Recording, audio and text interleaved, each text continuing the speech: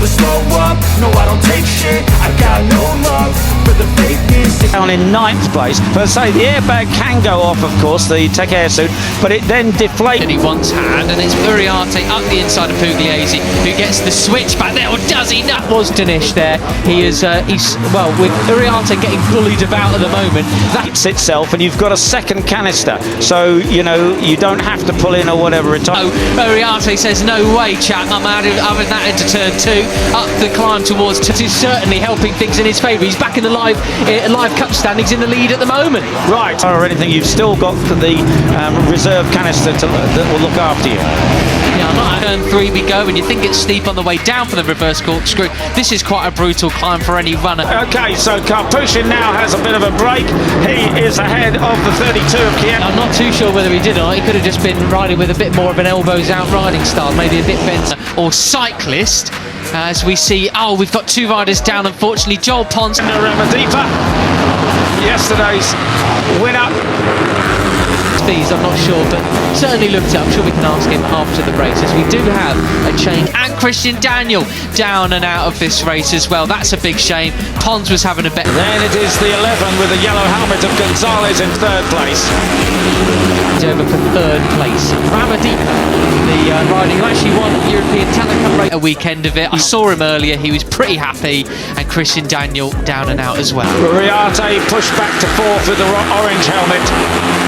Got a look at that there in the Ramix last weekend. He will find himself in 3rd position now, fighting the podium. And Joel just doesn't have any luck at the moment, does he? As you say, he was doing better this weekend. He certainly didn't need that. Deeper in 2nd place, where he finished yesterday. He's got Karpushin ahead of him. This is a cracking race there. First one in Rookies Cup. Ahead of the Mugello double winner, Veda Prtama on the 54. Both obviously okay, and they're going to be riding again tomorrow.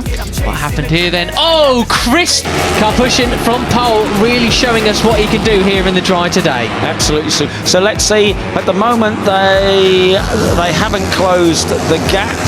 Dion took himself out, and then Pons clipped him. Superb stuff, isn't it? And Marco has gone back to 7th place. But equally, it hasn't really grown either. So interesting to see now. Christian, that was a brutal looking one. Glad to see him up and walking for. Well, it was up to 5th. But look at that, 3 abreast and up the inside. Just talking, the Ramadipa has taken up 3rd spot. Can he close the gap on Thompson and Uriarte?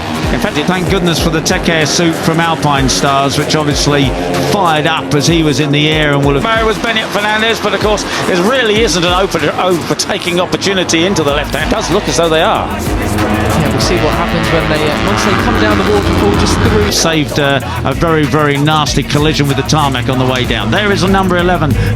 Climbing the hill now, go across the top, sweeping through there all the way in 4. Turn 11 will get the next intermediate split. It was actually 8/10 of a second at the last one. Yes, David Gonzalez, the Spaniard, he's the 4th of those 5 riders. 4th gear, they flick it into 5th as they go downhill, and the 32 takes the lead. So what is it going to be now? They're closing. Closer, isn't it? Yeah, they are closing. They are closing. And it still is Veda Prtama who has the advantage, Brian Uriarte in 2nd. Look who our top takes the lead at the waterfall. That is extremely impressive. Not superb stuff. 8/10 of a second now. So in 3, Arteta, it's as if Prtama never went away and had an injury. It's like many people can say that in their careers. No, indeed, superb stuff. He looked absolutely super confident. Indonesia, well on the hunt. They had a double winner in Rookies Cup last time out. We're watching Jerez again, but you've got sporting acts and potential doing it, didn't he?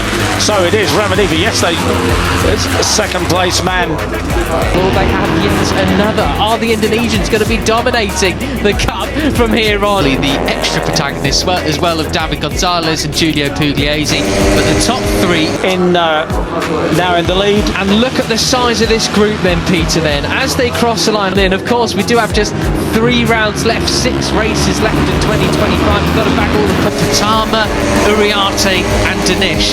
This seems like what it's going to be about this season. How many will we have in this leading group now? It will be 14.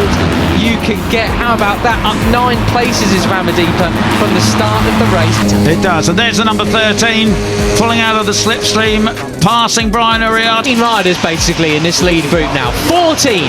So everybody would just about get a point.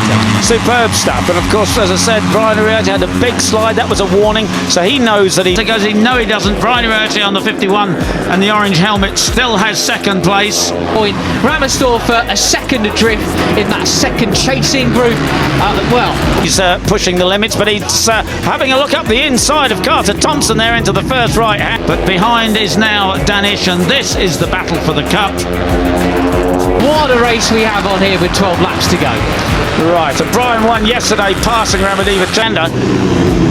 Backs out of it, and they are being... Benyat Fernandez, of course, is just at the end of the race, but in a way, you know, it was almost the moral win caught by Ramadipa and Prtama. They were 7-10 out of it. He's in second place in the points, but he's not. I felt at the race yesterday did so much leading, didn't he? Yeah, they've got a technical problem at the race of a second quicker last time around than the others, so they well untrue. Going to be there, I think, at the end of this one. No, absolutely not. Let's have a further look. Ramersdorfer pulling out of the race. He pulled off at turn 1, unfortunately, banging his machine. He's fallen down the order. We are closing in as we look a bit further down the order. Then you've got Gonzalez in 5th down the field. Then we got the likes of Morelli, who is absolutely at the back, is now picking up a point. He got orders, so something not right there for him, unfortunately. He is out of the race, the Austrian. Place Plonk in 6th, Benyat Fernandez 7th place, Singapore 8th, Danish, your series, the Frenchies, Plonk and Da Costa there 13th and 14th, Singapore is down. Right, Ramadipa leading as he did yesterday. Leader in 9th at the moment. I think if he's not feeling too sure about things, that's probably in just ahead of them, sorry, in 12th position. I was just thinking where. And there is the number 5 of Leo Ramersdorfer pulling off the track. A good enough finish given his how much he's got in hand. Right, and now these Pirellis are superb in the field. Qualified, it was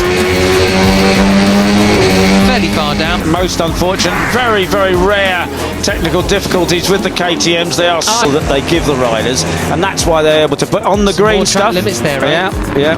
I can't find them on the grid. Oh yes, 23rd. There we go, all the way down. So that's a very, very decent. Chains come Change off. broken. Change broken. Ah, dearie me, gutted a knee. Yeah, but that's why they're able to push the limits so well. The Pirellis do give superb feel, but of course ride so far from him, as well as Mitani in 8th as well. Agostinelli, the Vietnamese rider.